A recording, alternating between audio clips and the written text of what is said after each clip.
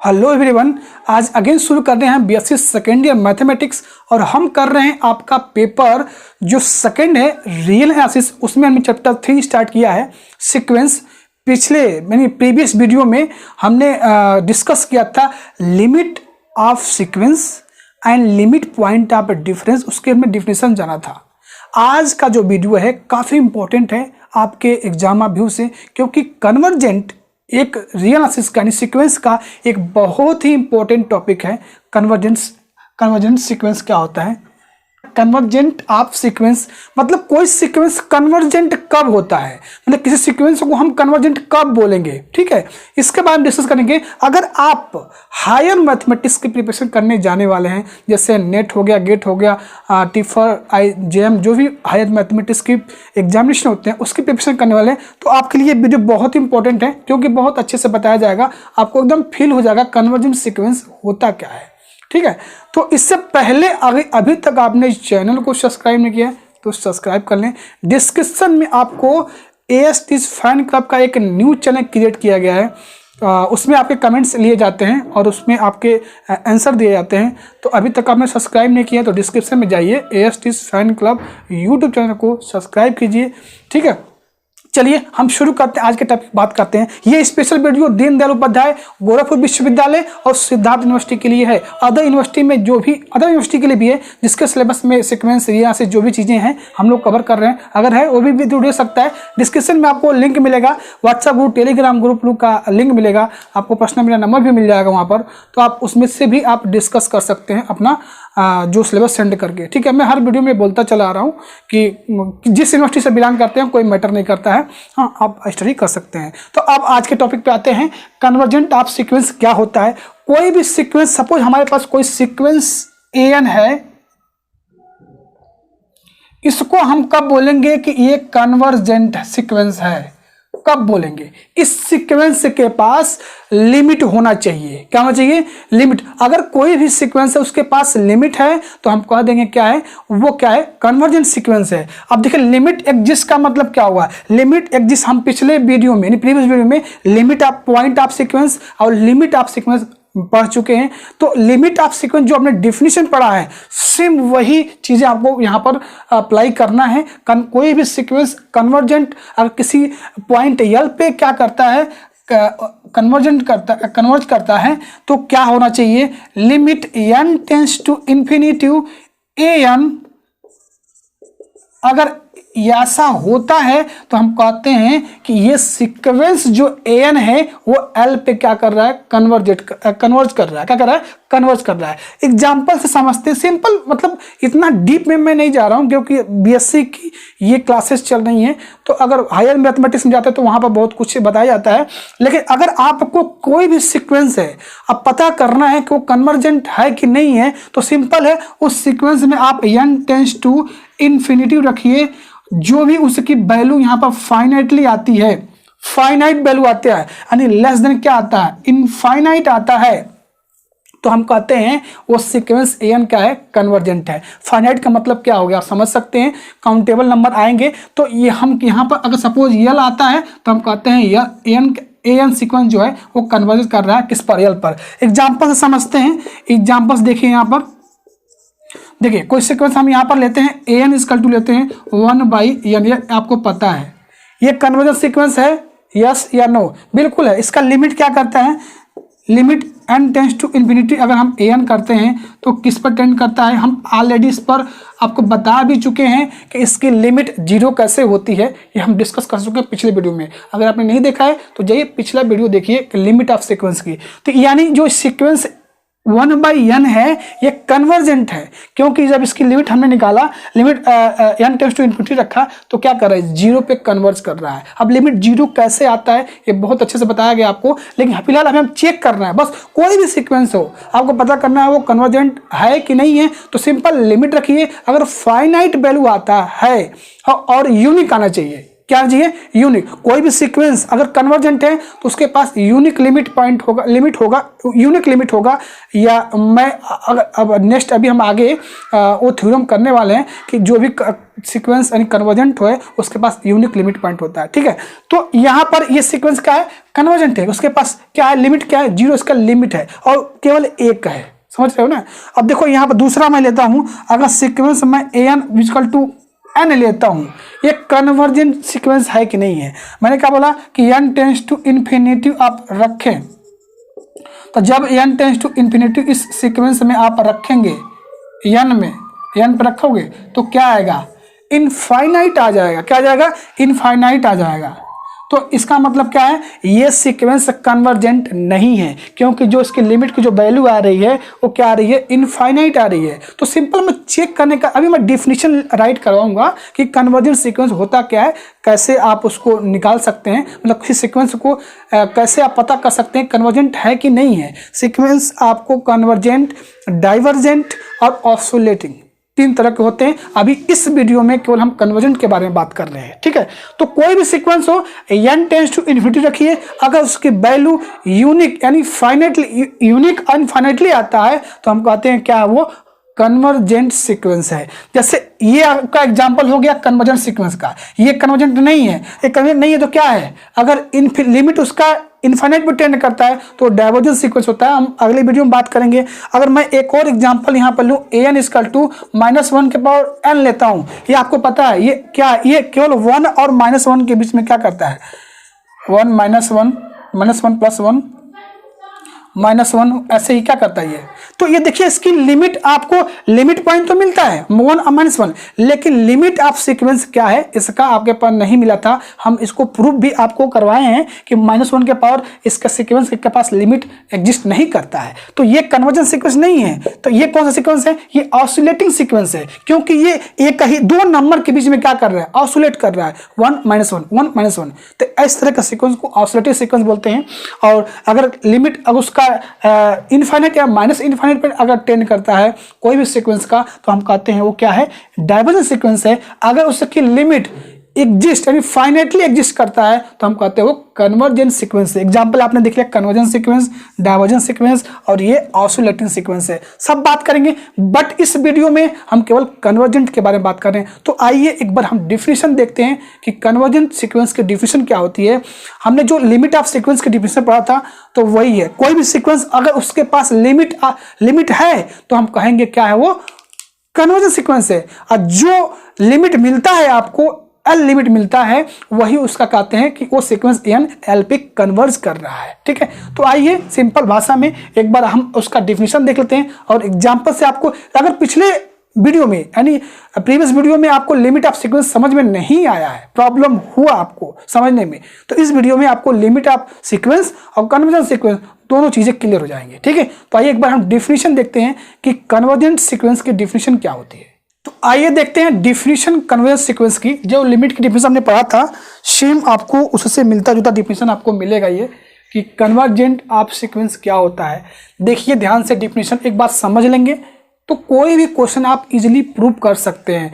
एक चीज ध्यान रखना, जो मैंने एल्गोरिथम लिखवाया था, लिमिट ऑफ सीक्वेंस का जो एल्गोरिथम लिखवाया था वो आपको याद ध्यान में रखना पड़ेगा, ठीक है। प्रूव करना है, क्योंकि क्वेश्चन आपको ऑब्जेक्टिव थोड़ी नहीं करना है यहाँ पे, एक कॉम्पिटिटिव एग्जाम थोड़ी ना है कि चलिए आपको कोई सीक्वेंस दिया है उसका लिमिट चेक करना है, एन टेंड्स टू इन्फिनिटी रखा, अगर वो एग्जिस्ट करता है फाइनाइटली तो हम कहेंगे कन्वर्जेंट है, अगर नहीं करता है तो हम कहते हैं वो क्या है, डाइवर्जेंट है या ऑसिलेट, दो कन्वर्जेंट के अलावा दूसरा कुछ होगा, ठीक है। लेकिन आपको यहाँ पर प्रूव करना है, ठीक है। तो समझते हैं, अगर प्रीवियस वीडियो में कोई लिमिट ऑफ सीक्वेंस समझ में नहीं आया है तो मैं एक वहाँ मैंने नेबरहुड से रिलेट करके बताया था आपको डिफिनेशन।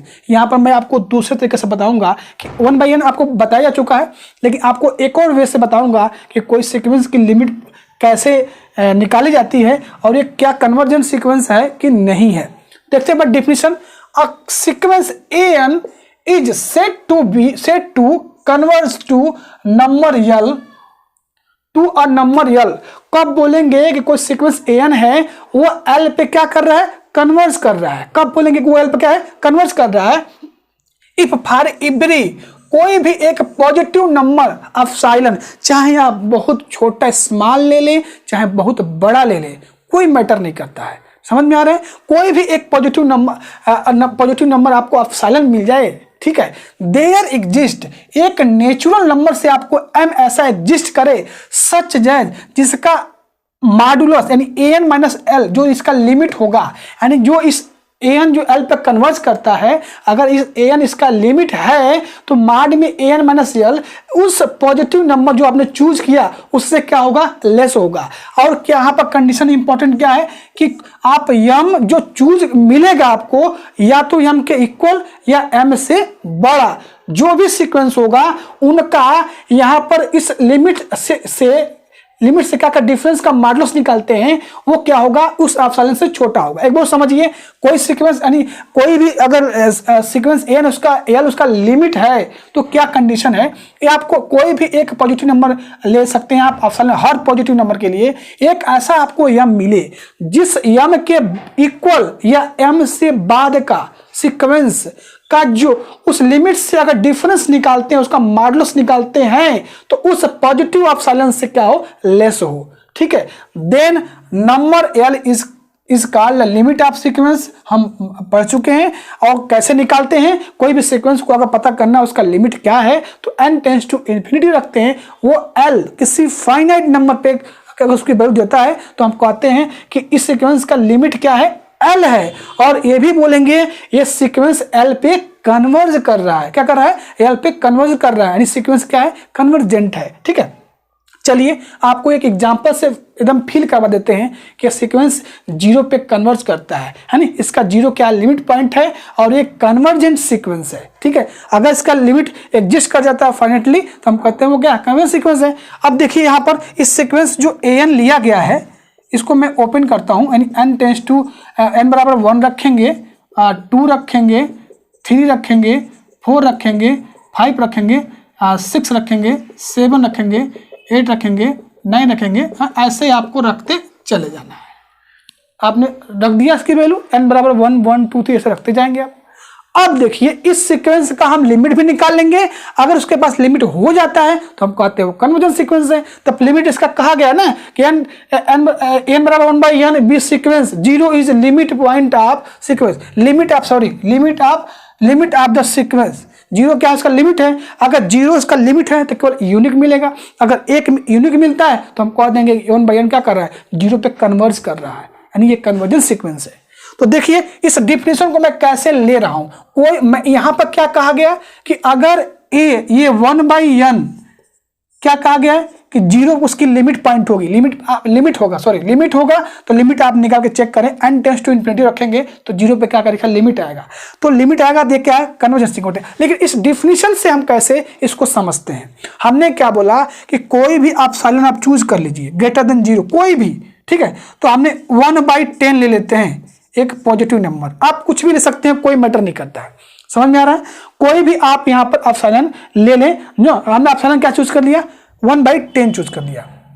अब देखिए 0 अगर इसका लिमिट है, समझ में आ रहा है, तो यहां पर 1/10 माइनस एप्सिलॉन और 1/10 प्लस एप्सिलॉन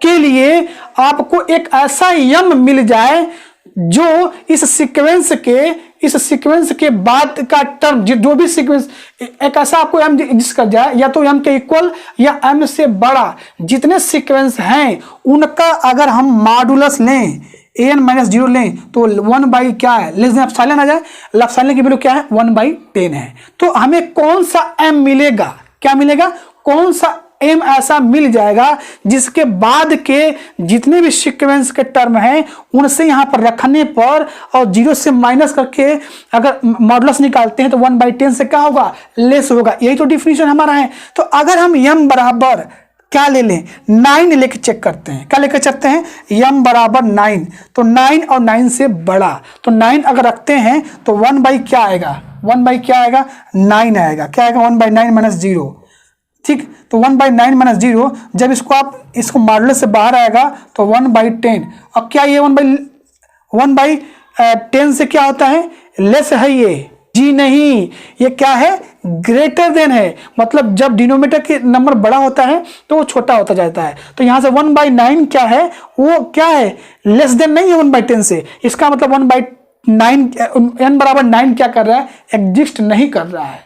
समझ में आ रहा है, 1 बाई क्या कर रहा है, 9 एग्जिस्ट नहीं कर रहा है। अब हम 1 बाय 10 लेके चेक कर सकते हो या 11। तो आपको कौन सा ऐसा यम मिलेगा, उस यम के मतलब उस यम या यम के बाद के जो भी सीक्वेंस का टर्म है उससे इस लिमिट जो एल की वैल्यू है उससे माइनस कर इस एप्सिलॉन से क्या हो जाए, लेस हो जाए।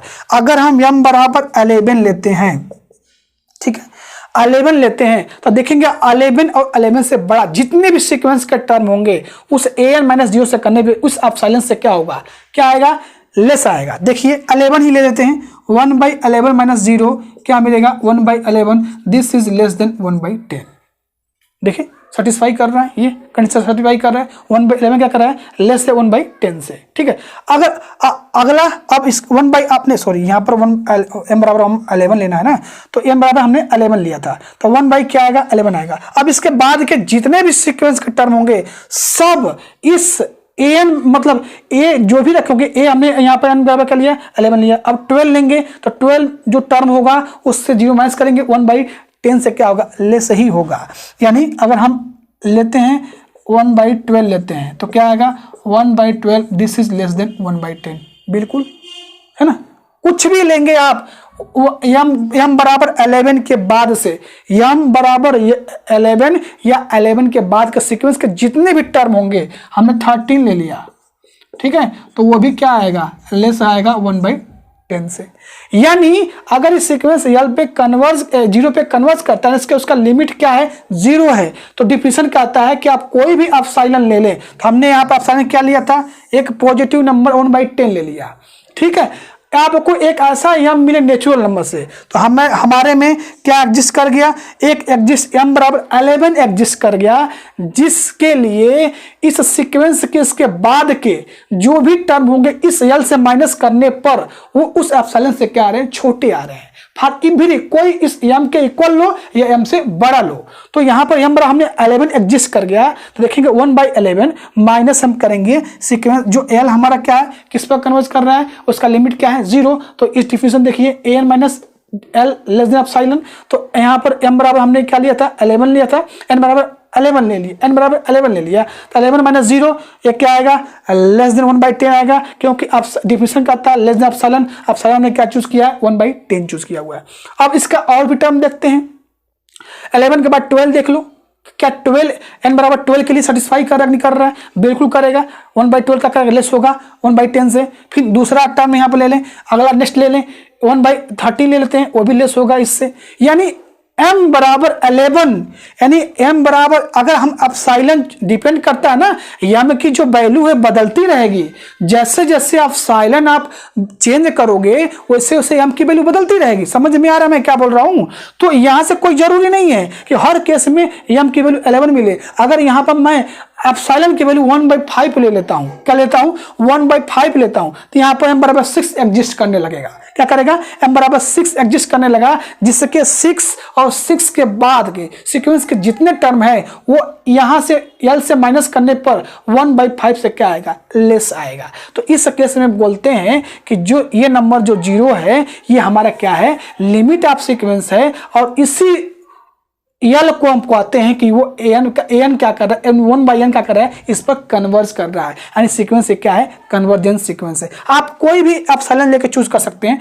हमने एप्सिलॉन चूज किया 1/10। आप हर भाई एप्सिलॉन, कोई भी एप्सिलॉन के लिए, हर एप्सिलॉन के लिए आपको एक ऐसा यहाँ मिलना ही मिलना पड़ेगा जिससे उसके सीक्वेंस के, जैसे हमने एप्सिलॉन चूज कर लिया 1/5 चूज कर लिया, ग्रेटर देन 0 है, डिफिनेशन के अकॉर्डिंग देयर एग्जिस्ट, आपको m बराबर 6 मिल जाएगा नेचुरल नंबर से, जिससे सीक्वेंस के हर टर्म में से m बराबर 6 के बाद से हर टर्म में से अगर जब भी आप माइनस करोगे लिमिट 0 से, तो 1/5 से क्या आएगा, लेस आएगा।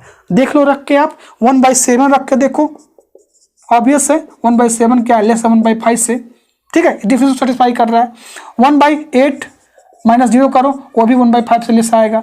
1/9 माइनस 0 करो, वो भी 1/5 से क्या आएगा, लेस आएगा। तो इस तरह से ये न्यूमेरिकली हम समझ रहे हैं, थ्योरेटिकल हम आपको पहले ही बता दिए हैं, ठीक है। तो कोई भी सीक्वेंस कन्वर्जेंट होता है उसके पास लिमिट होना जरूरी है, यह डिफिनेशन को सेटिस्फाई करे।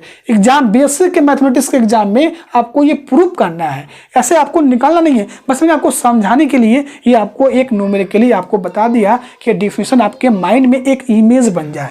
क्या बन जाए? एक इमेज बन जाए। तो कोई सीक्वेंस है, अगर उसके पास लिमिट है तो वो क्या है? कन्वर्जेंस। जिस लिमिट है तो वो सीक्वेंस an l पे कन्वर्ज करता है, यानी वो सीक्वेंस क्या है? कन्वर्जेंट है। चलिए कुछ हम इंपॉर्टेंट क्वेश्चन करते हैं, आइए देखते हैं। आइए एक इंपॉर्टेंट क्वेश्चन करते हैं सीक्वेंस कन्वर्ज सीक्वेंस पे रिलेटेड, कि अगर कोई सीक्वेंस दिया वो किसी पॉइंट l पे कन्वर्ज कर रहा है तो कैसे हम प्रूव करेंगे वो सीक्वेंस कन्वर्जेंट है, उसका लिमिट l होगा। ठीक है, आइए देखते हैं, क्वेश्चन देखते हैं। तो आइए एक क्वेश्चन में लिया है जो DDU 2014 में पूछा गया था। क्वेश्चन क्या है एक बार देखिए, the show that the sequence n by n plus 1 converge to 1। मतलब ये कहा गया इस क्वेश्चन में कि इसको आप ये प्रूव करिए कि ये 1 पे क्या कर रहा है? कन्वर्ज कर रहा है। ठीक है, जो डिफिनेशन हमने अभी देखा था उसी डिफिनेशन के अकॉर्डिंग हम इसको प्रूव करेंगे ये सीक्वेंस 1 पे कन्वर्जेंट है ना, 1 पे कन्वर्ज करता है, सीक्वेंस कन्वर्जेंट है। तो सबसे पहले आप लिमिट चेक कर सकते हैं कि इसका लिमिट 1 पे कन्वर्ज कर रहा है। ठीक है, तो limit n tends to infinity n by 1 plus n, इसको 1 n कॉमन लेके आप इसको कैंसिल कर सकते हैं, n tends to infinity 1 plus 1 by n। 1 इसकी लिमिट आ रही है, इसकी लिमिट 1 आ रही है, यानी क्या है? ये सीक्वेंस एक कन्वर्जेंट सीक्वेंस है। ठीक है, लेकिन प्रूव कैसे करेंगे कि ये 1 पे कन्वर्ज करता है ना? हम ऑब्जेक्टिव क्वेश्चन थोड़ी कर रहे हैं। तो अब बस वही definition, let an equal to मान लेंगे n by n plus 1, यहाँ तक कोई दिक्कत नहीं। Let epsilon be epsilon greater than 0 be given, मान लेते हैं कोई भी एक एप्सिलॉन आप ले लो, पॉजिटिव एप्सिलॉन जो 0 से बड़ा हो। नाउ डिफिनेशन के अकॉर्डिंग क्या होता है? an माइनस l होता है। हमने पहले ही बोल दिया गया है, l बराबर क्या दिया इसमें क्वेश्चन में? 1 दिया हुआ है।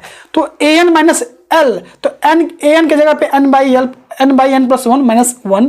अब थोड़ा सा इसको सिंप्लीफाई करिए, मल्टीप्लाई कर सके n से n कैंसिल हो जाएगा, ये आएगा -1 बाई n plus 1।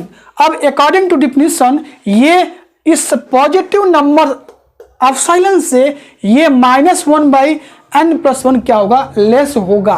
अगर ऐसा होता है तो हम कहते हैं कि वो क्या है? 1 पे कन्वर्ज कर रहा है, यानी ये सीक्वेंस कन्वर्जेंट है, उसका लिमिट क्या है? 1 है। अगर ये जो आपको दिख रहा है n 1 by n plus 1, ये क्या है? लेस देन अगर एप्सिलॉन होता है तो। इसके लिए आपको मैंने एल्गोरिथम बताया था कैसे चूज करते हैं, इफ। अब यहाँ से क्या करेंगे? ये पॉजिटिव ही आएगा, इसको आप यहाँ से n की वैल्यू निकालिए, तो 1 plus n plus 1 1 by epsilon, n की वैल्यू निकालेंगे तो यहाँ से क्या आएगा? 1 by एप्सिलॉन माइनस 1 आ जाएगा, तो यहाँ से आ जाएगा 1 minus epsilon by epsilon. n की वैल्यू आप निकाल लें यहाँ से, इससे से कंपेयर करके तो मिल गया। यानी आपको क्या मिलने वाला है? If n greater then 1 minus epsilon by epsilon, ठीक है, ऐसा होता है तो हम कहेंगे m इज पॉजिटिव। क्या करना? If m is positive integer greater then this epsilon, आपको एक ऐसा m नेचुरल नंबर से मिल जाएगा, उसके बाद के जितने सीक्वेंस के टर्म होंगे उसको यहाँ पर आप रखते हो और माइनस करते हो। ठीक है, मैं आपको भी न्यूमेरिकली बता दूंगा, माइनस करते हो -1 से, तो जो भी आप एप्सिलॉन कोई भी एप्सिलॉन चूज करते हो पॉजिटिव नंबर, उससे लेस ही होगा। ठीक है, then for epsilon greater than 0 there exist m belong to natural number such that, आपको ऐसा एक मिलना ही मिलना m है जो n by n plus 1 minus 1 से लेस देन एप्सिलॉन होगा for every n greater than equal to m। ठीक है, तो इसका मतलब क्या है? ये सीक्वेंस जो है n by n plus 1 पे कन्वर्ज कर रहा है। एक बार न्यूमेरिकली देखिए, n बराबर आप 1 रखेंगे तो 1 by 2, 2 by 3, 3 by 4, 4 by 5, 5 by 6 ऐसे सीक्वेंस आएगा। ठीक है, इसमें से आप कोई भी एक पॉजिटिव नंबर एप्सिलॉन चूज कर लीजिए। अगर हम 2 by 3 चूज करते हैं, 2 by 3 चूज करते हैं, तो इस सीक्वेंस के, समझ में आ रहा है, इस सीक्वेंस के मान लो बाद के, मतलब आपको एक ऐसा यहाँ मिलना चाहिए जिसके for every n greater than equal to m, या तो उस m के इक्वल या m से बड़ा जो भी सीक्वेंस का टर्म होगा उससे इससे माइनस करने पे लिमिट जो इसका हो रहा है, मतलब यहाँ पर an-1 करने पे लेस देन क्या आना चाहिए, एप्सिलॉन क्या चूज किए हो 2/3 हर सीक्वेंस, यानी एक ऐसा m आपको ढूंढना पड़ेगा जिसके बाद या तो खुद m के इक्वल या m के बाद जितने सीक्वेंस का टर्म होंगे यहाँ -1 करने पर ये 2/3 से क्या आएगा, लेस आएगा। तब हम कहेंगे कि जो आपका ये 1 है यानी l बराबर 1 है इस सीक्वेंस का क्या है, लिमिट है, यानी ये सीक्वेंस उस पर 1 पे कन्वर्ज कर रहा है। समझ में आ रहा है? तो आपको मिल जाएगा m बराबर क्या मिल जाएगा, m बराबर 3 आपको मिल जाएगा। क्या मिल जाएगा, 3 मिल जाएगा। ठीक है, जो 3 के बाद से 3 और 3 के बाद से जितने भी टर्म होंगे और माइनस करने पे इस 2/3 से क्या आएंगे, लेस आएंगे। इसका मतलब क्या है, ये सीक्वेंस जो है n/n+1 क्या है, ये 1 पे कन्वर्ज कर रहा है और इसकी लिमिट क्या है, 1 है। ठीक है, तो इस तरह से आपको चूज, ये कैसे चूज किया मैंने आपको एल्गोरिथम लिखवाया हुआ है कि हमेशा जो भी इस केस में हम n को ग्रेटर देन साई एप्सिलॉन के फंक्शन के रूप में आपको निकालना पड़ेगा। ठीक है, उसके बाद आपको m क्या चूज करना है।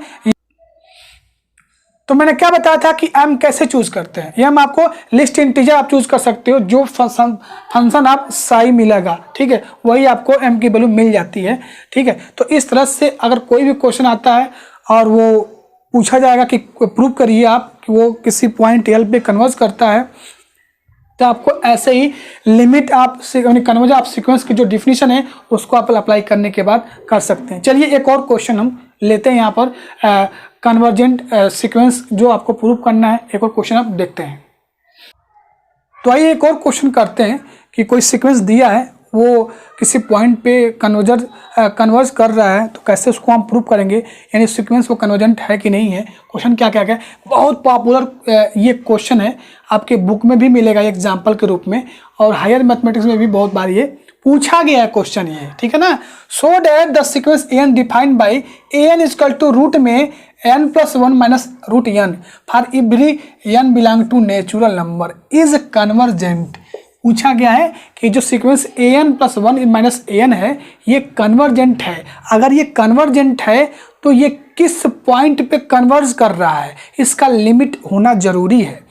क्या है, अगर ये कन्वर्जेंट सीक्वेंस है तो इसके पास लिमिट होगा, अगर लिमिट होगा तो वो किस पॉइंट पर कन्वर्ज कर रहा है, ये आपको बताना है कि बस इतना कहा गया, पॉइंट नहीं दिया गया है, ये नहीं कहा गया कि इसका लिमिट क्या होगा, इसमें कहा गया कन्वर्जेंट है ये। अब दिखाइए किस पॉइंट पे ये कन्वर्ज कर रहा है और कन्वर्जेंट है कि नहीं है। ठीक है, तो हम क्या करेंगे, थोड़ा सा इसको सिंप्लीफाई करते हैं। सिंप्लीफाई रूट नंबर दिया हुआ है, तो let an equal to root में n+1 माइनस n लिख दिया।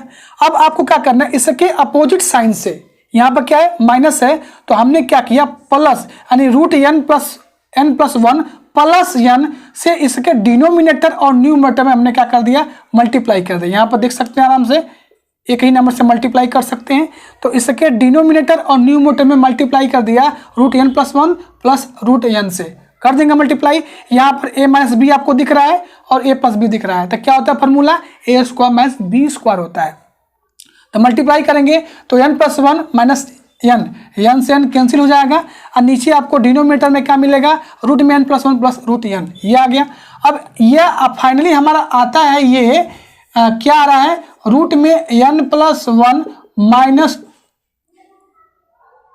प्लस आएगा, यहाँ पर क्या आएगा प्लस रूट में n+1 प्लस रूट में n आएगा। ठीक है, तो यहां से इसका मतलब क्या हुआ कि ये सीक्वेंस हमें दिखाना है कि ये कन्वर्जेंट है कि नहीं है। अगर कन्वर्जेंट है तो इसका लिमिट क्या होगा और किस पॉइंट पे ये कन्वर्ज करेगा। ठीक है, तो लिमिट इसका अगर निकालते हैं, आप क्या निकालते हैं, लिमिट आप इसका निकालते हैं n tends to infinity n+1 plus n root में, ये आपको अगर लिमिट आप इसका फाइंड करते हैं तो जब ही n टेंस टू इन्फिनिटी रखोगे ये इन्फिनिटी +1 ये इन्फिनिटिव है ना, टोटल इन्फिनिटिव आ जाएगा, यानी 1 क्या आएगा, इन्फिनिटिव, यानी इसकी वैल्यू क्या मिलेगी, 0 मिलेगी। हायर मैथमेटिक्स एग्जाम में पूछा गया इसका कि लिमिट क्या होगा, इसका डायरेक्टली लिमिट कर पूछा गया था। तो यहाँ से इस सीक्वेंस, ये सीक्वेंस जो दिया था वो कन्वर्ट होकर इस रूप में आ गया है, देख लेना, 1/रूट में n+1 प्लस रूट में n। इसकी लिमिट क्या मिलने वाली है, 0 मिलने वाली है। यानी ये सीक्वेंस 0 पे कन्वर्स करेगा। तो कैसे करेगा, देखिए यहाँ पर, अब यहाँ पर मैं इसको रब कर देता हूँ। तो उस अकॉर्डिंग टू कन्वर्जेंट सीक्वेंस का डिफिनेशन क्या कहता है, हर एप्सिलॉन के लिए आपको एक ऐसा यम मिले जो इस सीक्वेंस के, अगर एन एल पे कन्वर्ज कर रहा है ना, एन अगर एल पे कन्वर्ज करता है तो हर एप्सिलॉन पॉजिटिव मतलब ग्रेटर देन 0, हर एप्सिलॉन के लिए आपको एक ऐसा नेचुरल नंबर से यम मिलना चाहिए जो मॉड में N minus L less than epsilon हो। आप एन कोई भी एन एम से लेस बड़ा या उसके इक्वल ले सकते हैं। डिफिनेशन के बाद देख लीजिएगा आप। तो हमने यहाँ पर किया let epsilon be given positive number, कोई भी आप ले ले। तो हमने हमारा लिमिट क्या मिला था, हमारा लिमिट इस आया था, सीक्वेंस का लिमिट क्या आया था, 0 आया था इस सीक्वेंस का लिमिट, यानी एल बराबर क्या है, आया था 0 मिल चुका आपको। तो हमने एन माइनस एल करना है तो 0 रख दिया यहाँ पर, एल की वैल्यू मिल चुकी है हमको 0। अब इसको माइनस करेंगे तो देखेंगे यहाँ पर ये तो आपको ऐसे ही मॉडुलस से बाहर आएगा तो ऐसा ही मिलेगा 1/रूट में n+1 प्लस रूट n। अब देखिए n+1 जो होगा ये क्या होगा, n+1, ये जो 1/रूट में n+1 plus n plus root में n है ये लेस होगा किससे, देखिए यहाँ पर ये n+1 और यहाँ पर हमने क्या कर दिया, रूट में n प्लस रूट में n कर दिया, यानी ये पूरा टर्म जो है लेस होगा किससे, 1/रूट में n प्लस रूट में n से।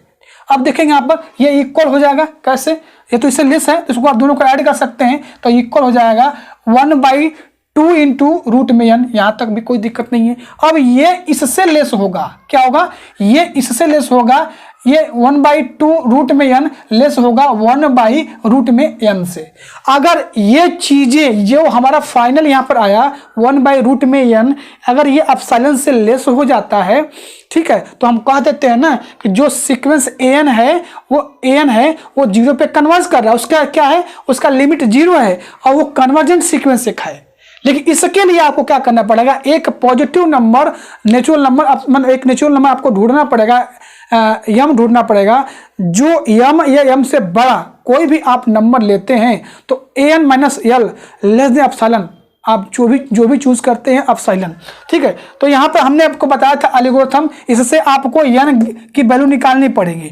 तो यहाँ से जब इसको रेसिप्रोकल लेंगे तो if root n greater than equal to 1/एप्सिलॉन, दैट इज क्या मिलेगा आपको, n ग्रेटर देन 1/एप्सिलॉन, ये फंक्शन ऑफ साई मिल गया। आप जाइए एक बार लिमिट का एल्गोरिथम देखिए, मैंने लिखवाया वैसे ही आपको प्रूव करना है, ठीक है। तो ये मिल गया। अब यम क्या चूज करते थे, लिस्ट इंटीजर्स का चूज करते थे, ठीक है। तो M is the positive integer greater than 1/एप्सिलॉन स्क्वायर, आपको मिल जाएगा एक ऐसा यम जो n और n के इक्वल हो या m से क्या हो, बड़ा हो, m के इक्वल m से बड़ा, जिसके लिए सीक्वेंस का हर टर्म जो भी टर्म यहाँ पर आप राइट करने वाले हो उससे माइनस करें 0 से, तो जो पॉजिटिव आप एप्सिलॉन चूज करोगे ग्रेटर देन 0 उससे क्या होगा, ये लेस ही होगा, क्या होगा, लेस होगा। आप न्यूमेरिकली देख सकते हैं, मैंने आपको बता भी दिया, न्यूमेरिकली आप क्वेश्चन आपको करके दिखाया भी दिया है, ठीक है। इसका मतलब क्या है कि इस sequence root n+1 minus n का जो लिमिट है वो 0 है और ये 0 पे कन्वर्ज करता है। इसका मतलब क्या है, ये सीक्वेंस क्या है, एक कन्वर्जेंट सीक्वेंस है। क्या है, कन्वर्जेंट सीक्वेंस है। इस वीडियो में हमने क्या जाना, कन्वर्जेंट सीक्वेंस क्या होता है, यानी कन्वर्जेंट सीक्वेंस क्या होता है, कन्वर्जेंट सीक्वेंस क्या होता है, और उसका हमने डिफिनीशन जाना और एग्जाम्पल देखा और इंपॉर्टेंट क्वेश्चन आपको यहाँ पर करवाए गए, ठीक है।